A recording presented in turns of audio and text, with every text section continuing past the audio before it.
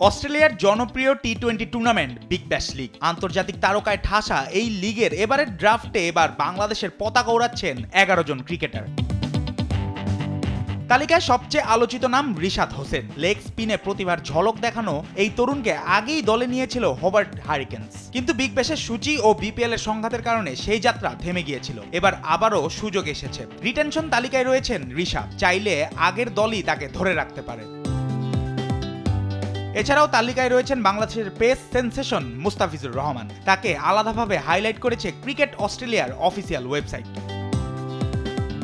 পুরো মৌসুমের জন্য লাল সবুজ বাহিনীর আরো 9 জন নাম লিখিয়েছেন মেহেদী হাসান মিরাজ, তাওহিদ হৃদয়, সৌম্য সরকার, তানজিদ হাসান সাকিব, শেখ মেহেদী, শামীম হোসেন, তানজিদ হাসান তামিম, হাসান মাহমুদ ও তাইজুল ইসলাম।